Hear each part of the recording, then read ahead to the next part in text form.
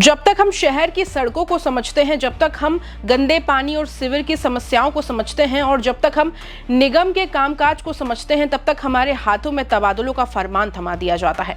जी हाँ, ये कोई मनगढ़ंत बात नहीं है, बल्कि ये सच है जो ग्वालियर शहर पिछले 7 सालों से लगातार झेल रहा है। ग्वालियर नगर निगम में एक बार फिर से कमिश्नर बदल गए हैं। धार जिला पंचायत के सीईओ रहे आईएएस अफसर अभिषेक चौधरी को ग्वालियर का नया नगर निगम आयुक्त बनाया गया है, जबकि 19 महीने से यह पद संभाल रहे संघप्रिया को सिंगरौली भेज दिया गया है। लेकिन बड़ा सवाल यह है कि आखिर 2020 से लेकर अब तक यानी 7 सालों में 6 कमिश्नर क्यों बदल दिए गए? आखिर शहर को समझने से पहले ही अधिकारियों का ट्रांसफर कर देने से ग्वालियर की जनता का कितना बड़ा नुकसान हो रहा है, आइए इसे समझते हैं।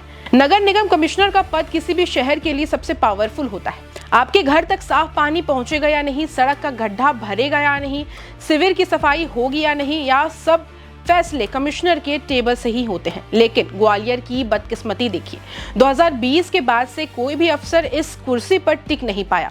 2020 में संदीप माकिन कमिश्नर थे, जिन्हें हड़ताल के दौरान अचानक हटा दिया गया।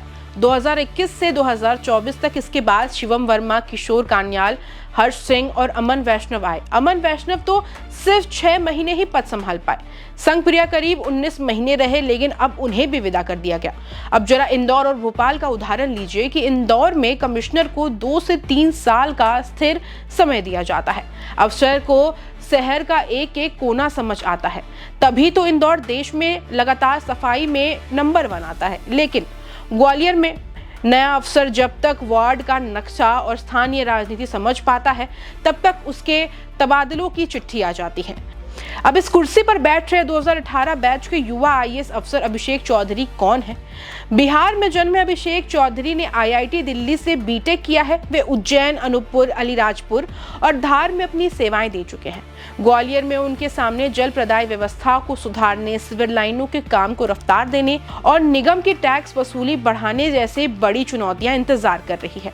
अभिषेक चौधरी भले ही आईआईटीएन हो और काम करने में माहिर हो, लेकिन असली सवाल ये है कि क्या सरकार उन्हें ग्वालियर को सुधारने का पूरा मौका देगी, या फिर जब तक वे काम समझेंगे तब तक वे उनका तबादला हो जाएगा।